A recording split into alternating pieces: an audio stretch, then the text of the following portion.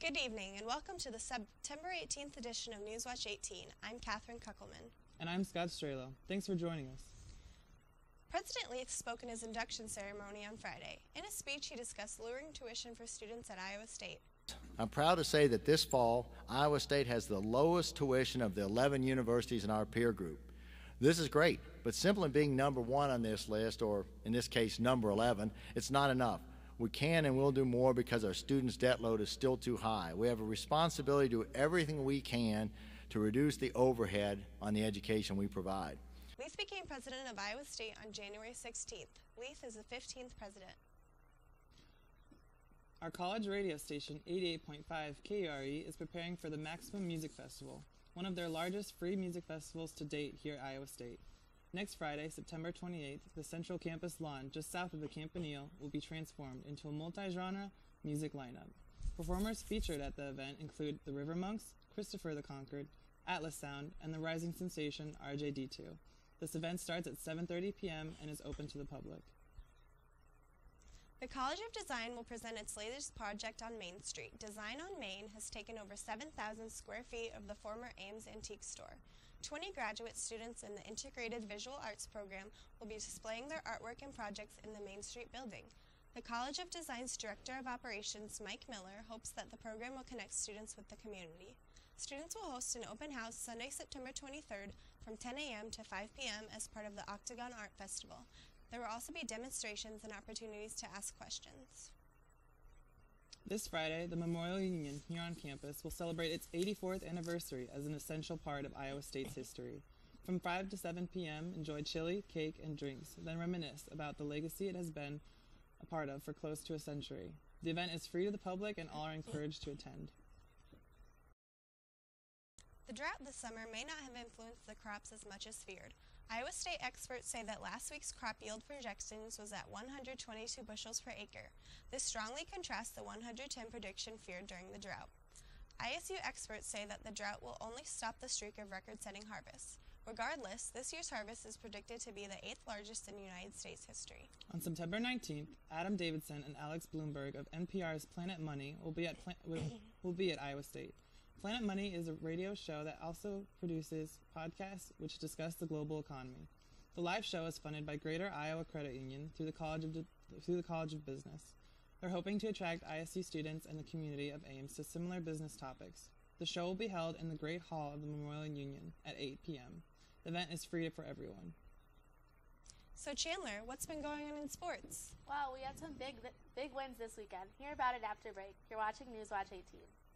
Welcome back to Newswatch 18 Sports. I'm Chandler Nissenson. After bringing the Cyhawk Trophy back to Ames, the 2-0 Cyclones came out prepared to take on Western Illinois last Saturday night at Jack Trice in the opening drive.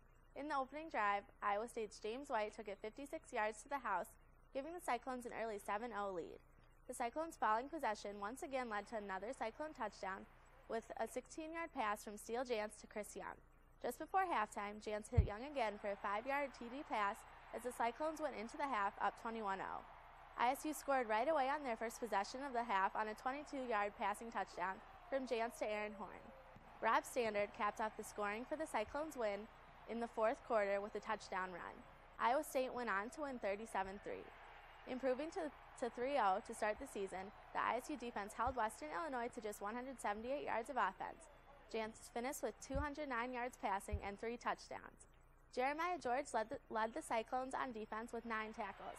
The Cyclones match up next Saturday with the 3-0 Texas Tech Red Raiders in Ames. Cyclone soccer came out with confidence and ready for a win from the defeat of South Dakota State last year. The offense struggled to put in a goal for Iowa State and left the first half tied at 0-0. The Cyclones came out strong and ready to score in the second half. Jen Dominguez came out with a goal right away, giving South Dakota defense something to fight for. Following that goal, South Dakota scored to tie the game at 1-1. Amanda Wolfel assisted the ball to Teresa Kuchera on a corner kick with the winning header. With the loss against Milwaukee last year, the girls were ready to win on their own field Sunday. The first half started with Dominguez scoring against Milwaukee, leaving the score for 1-0 for the first half. In the second half, the Cyclones came out aggressive and ready to defend. Maddie Joby, the starting keeper, was injured by an opposing player and had to get stitches, leaving Andrea Swanson to take the goal. The Cyclones' Alyssa Williamson headed the ball past Milwaukee's defensive line, giving it to sophomore Kaylee Flaska to tack on another goal for the Cyclones. The Cyclones would hold on to their lead, taking the match 2-1. Ready to put up a fight, the Cyclone Volleyball team came into Hilton Coliseum ready to take on the number 1 team Nebraska Saturday. The team started off winning the first 2 sets 25-23 and 25-22, giving Iowa State an opportunity for a sweep. Nebraska avoided the sweep in the third set with a 25-20 win. The Cyclones went strong the 4 sets, starting off with a 5-0 run.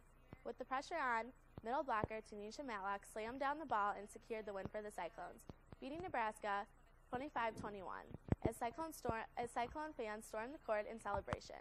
Nebraska coach John Cook said his team was simply outplayed. This was the first win for the Cyclones against a top-ranked team. Iowa State hosts Baylor on Saturday at 6:30 to open the Big 12 season. That's all I have for sports. Zach, is this cold weather sticking around? Yeah, we've been in a cool spell lately, but I'll let you know in your most accurate forecast coming up after the break if we can expect a warm anytime soon. You're watching Newswatch 18. And welcome back to Newswatch 18. I am meteorologist Zach Sharp. Currently sitting outside our studio right now, it's 56 degrees with a dew point of 40 degrees. Taking a look across the state right now at your current temperatures, out in Sioux City it's 62 degrees. Council Bluffs is 61. Davenport's reading at 50 degrees and Ottumwa at 54 degrees. Taking a look at your lows for tonight, Sioux City is going to be at a warm 46 degrees. Council Bluffs are going to be out the same, about 48. But if you notice out in eastern Iowa, you can see Davenport will be reporting in at 37 degrees due to a cold front that has worked its way through. Tomorrow, you can expect 81 degrees up in Sioux City, 82 in Council Bluffs, and 82 as well as in Des Moines. Northeast Iowa is going to be cooler as Mason City will be reporting in at 74 degrees, and Davenport will be as well as 74 degrees. Taking a look at regional temps for tomorrow, North Platte, Nebraska will be at 84 degrees. Kansas City will be reporting in 82. And Springville, Illinois will be reporting in at 73 degrees. Taking a look at your current regional radar and clouds, we can see that some clouds has worked its way in this afternoon, covering Ames, which inhibited sunshine. But they are starting to filter out in western Iowa, which will lead to clear skies tonight. Taking a look at future casts, you can see a warm front will be working its way through Iowa tomorrow, which will be leading to warmer temperatures. But if you notice behind that warm front, there is a cold front that will be working through, so these warm temperatures for tomorrow won't last long, and that cold front will eventually slide on through the state, ushering in cooler temperatures for the rest of the week. There is not any precipitation expected with this, just a few high clouds possible with this cold front, so nothing major. So taking a look at your forecast for tonight, you can expect partly cloudy skies, and it is going to be cool with a 41-degree temperature with winds out of the south at 5 to 10 miles per hour. Taking a look at tomorrow, due to that warm front, we are going to warm up to 80 degrees, but it is going to be breezy as the winds will kick up from the south at 10 to 20, gusting up to possibly 28 miles per hour tomorrow. So taking a look at your 7-day forecast on Thursday, once that cold front comes through, it is going to be 72 degrees with a slight chance of rain in the evening hours. I'm not expecting anything major, so don't cancel your plans. But Friday looks to be nice with a high of 65. And look at your weekend. It's going to be mostly sunny with temperatures in the lower 60s.